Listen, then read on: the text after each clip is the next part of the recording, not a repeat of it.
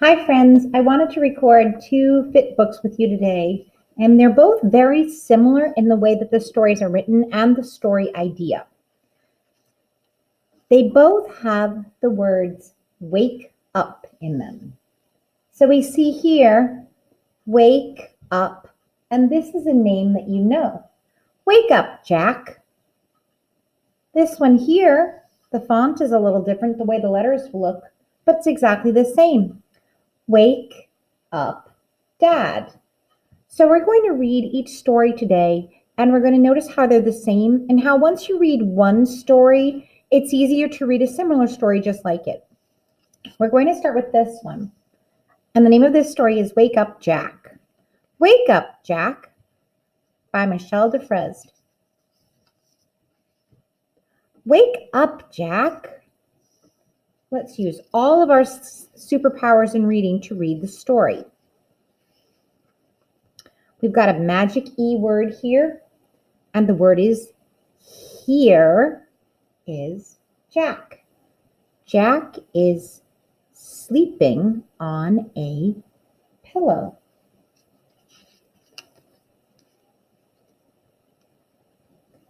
When we run into names in a story, names are often rule breakers, so we don't want to let the name be a roadblock. This dog's name is Daisy. Every time we see this word, the word will be Daisy. Daisy is not sleeping. Daisy is awake. The magic E powering up that A, awake. Daisy looked at Jack. What do you think Daisy is saying? Wake up, Jack, said Daisy. Wake up, Jack, said Daisy. Wake up, wake up. Right now, you should be predicting what's going to happen. Do you think that Jack is going to wake up?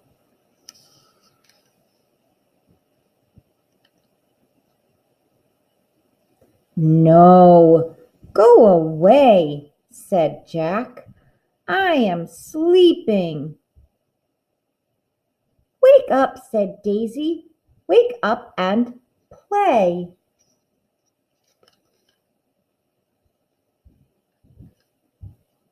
Okay, said Jack.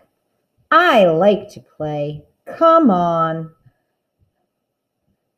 Did you think that Jack was going to wake up with Daisy? Or did you think Jack was going to say, go away again and stay asleep? Honestly, I thought Jack was going to keep sleeping, but I guess he likes to play too much. And that's the name and the way it went. Wake up, Jack. So now we look at our next story with a very similar title, Wake Up, Dad. Based on what you read in Wake Up, Jack, do you think the dad will wake up in this story? So this we call a text-to-text connection. That's when we think about one story and we make predictions on another story based on what we know. So we make a text-to-text connection between Wake Up Jack and Wake Up Dad. So before it starts, let's think, do you think that the child is going to be successful in getting Dad up the way that Daisy got Jack up? Let's find out. We're going to see the names of some children in this story, and I want to show you their names before we begin. So we have 3 children in the story. We have Kate, we have Nick, and we have James. If we look at Kate's name, we take the magic E away, it becomes cat. Put it back on, the E powers up the A, Kate. Nick has a digraph in it, Nick, Nick.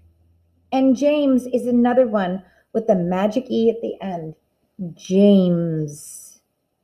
So we know the names of the 3 children, Kate, Nick, and James.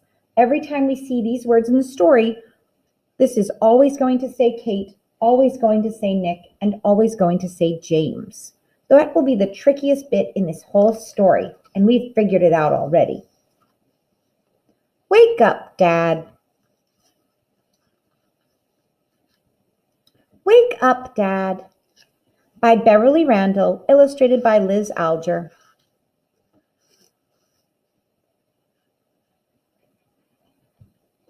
Kate is up.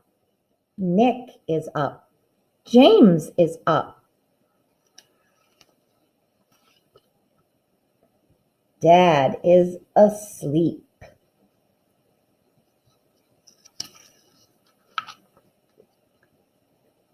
Kate said, "Wake up, Dad."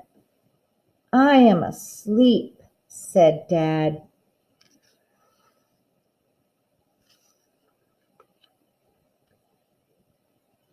James said, "Wake up, Dad." "I am asleep," said Dad. Who do you think will come along next in the story?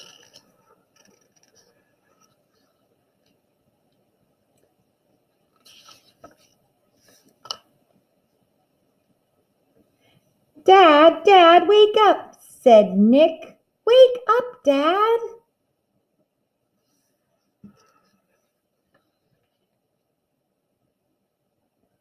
"Look, Mom, look at Dad." Do you think they're going to get him up?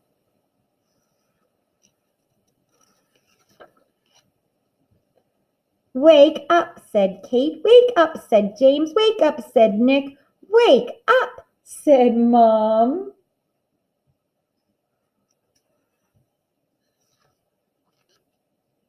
"I am up," said Dad. Were they successful in getting their dad up? They sure were. Let's go back here and look at a craft move. On this page where we were repeating the words, wake up, wake up, wake up.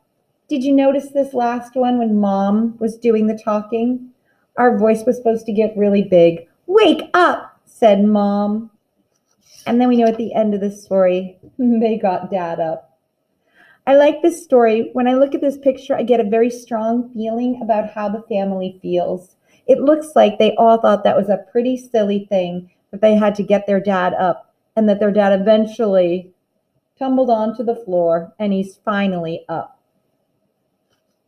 So notice how in both of these stories, "Wake up, Dad," and "Wake up, Jack," the characters were successful in getting the other animal or the people up. You can review this video and read these stories one more time, or look for other stories that have the same idea of somebody maybe getting up or somebody not wanting to do something and everyone else trying to convince them to do it. And that would be yet another text-to-text connection that you could make. Alrighty, thank you for reading with me today. I hope you enjoyed our two new stories, Wake Up, Dad and Wake Up, Jack. Keep on reading.